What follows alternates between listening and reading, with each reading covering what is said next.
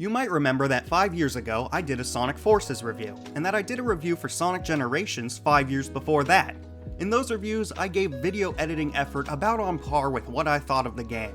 For Sonic Generations, I recorded all of the gameplay footage myself, got a friend to review the game with me, wrote a script, and covered the game holistically, with each aspect of the game getting its own section. For Sonic Forces, I barfed my thoughts out in a single take and used a single image. This review for Sonic Frontiers will follow in those footsteps. I am going to use some original footage and a script, but this will not be a gargantuan project, nor one I will do in 5 minutes. Mostly, it will be a listenable review, but I will also show some of my own gameplay to exemplify my points. If you want the rundown for Sonic Frontiers in a single minute, it is that. It is immeasurably better than Sonic Forces, but not as good as Generations. I know that's a wide chasm, so bear with me.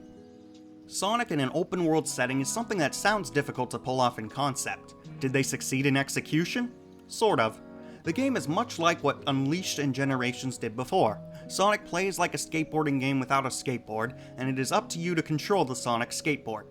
The expansive main hubs act more like a jungle gym for Sonic to run around in, but they often have bite-sized bits and pieces that interconnect. You go on a ramp, Sonic will bounce on 3 different springs before going onto a rail upward and running up a wall. These are good in moderation, but I would advise you don't overdose on them. Sonic gameplay revolves around 2 aspects, exploration and speed. In both the open world section and level sections, it fulfills this in spades. Some of the levels in this game are heavily based on levels from previous Sonic games. It is not a copy-paste scenario, and only about 1/3 of the levels are based on previous ones, with the rest being new.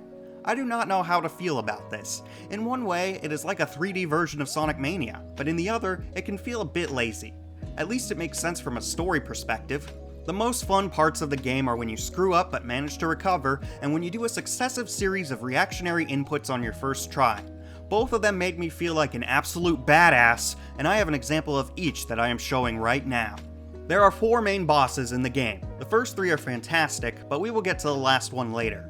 When it comes to Sonic games, the 2 things the series rarely holds back on are the final boss and the music.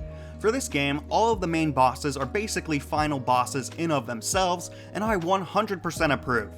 I played the game on the highest difficulty, and, especially with the first main boss, I have not had the desire for a true challenge satiated like that in a long time. Speaking of challenge, the level times for S rank vary dramatically. Some you will S rank on your first try with tons of time to spare, and others take a long time to grind out and practice to earn the S.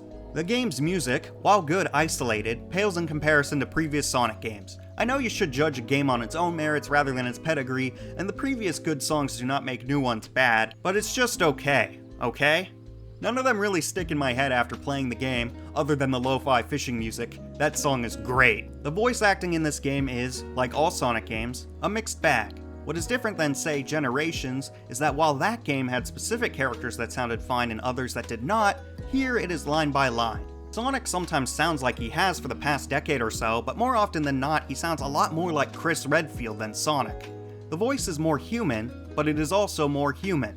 I saw an internet video once where they put Roger Craig Smith's voice over an M-rated Sonic. What the fuck kind of humanitarian outfit are you guys? And for that matter, if this project file can save the world, why keep it a fucking secret? Aside from the swearing, that is pretty much what is going on here, except when it is not and Sonic sounds like he normally does.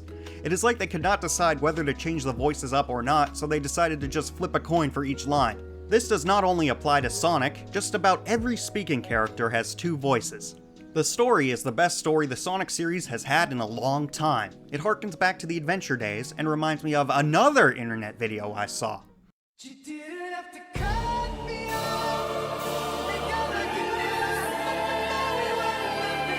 Yeah, it adds on to that. The game also makes references to just about every previous 3D Sonic game, with the exception of 06, because that game didn't happen.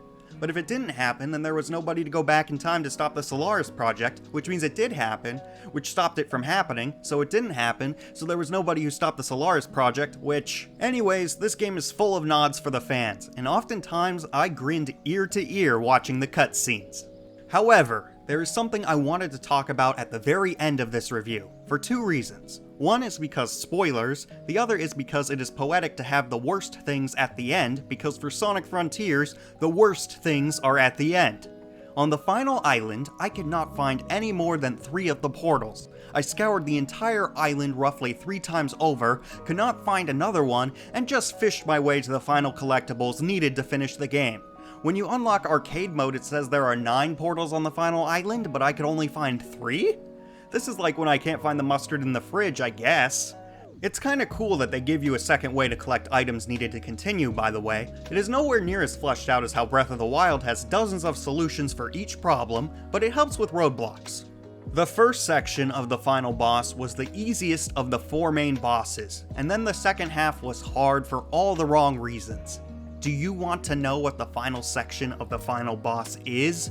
It's a shoot 'em up where energy balls litter the screen, and if you blink, you are dead. You thought the Werehog clashed with Sonic gameplay? This segment sticks out like an infected, sore thumb. It is not as bad as the Time Eater of Generations, but it certainly gives it a run for its money. It would not even be that big of a problem if it were fun, but my experience with it was hearing the boss's speech about destruction every time, dying 2 seconds before victory because the screen was completely covered, and then doing it all again 4 or 5 times. The previous shoot-em-up minigames you encounter were not that bad, but having it as the final boss would be like if the final boss for Final Fantasy VII were a snowboarding race against Sephiroth. Except that analogy doesn't work, because the snowboarding game is popular. At first, I was considering it to be one of the top 5 best Sonic games, but the final section of the game really put a damper on the full experience. So overall, would I recommend this game? If you are a fan of Sonic games, you owe it to yourself to play it and judge for yourself, as the high points are high and the low points are low. I'd say I'm mostly satisfied with my purchase. A 14-hour adventure, 12 of which were fantastic, 2 of which were not. If you are not a Sonic fan and you think Sonic hasn't been good for X number of years, whatever that number is up to now, I doubt this will change your mind. So in short, this review probably will change 0 minds about the game. Whoops!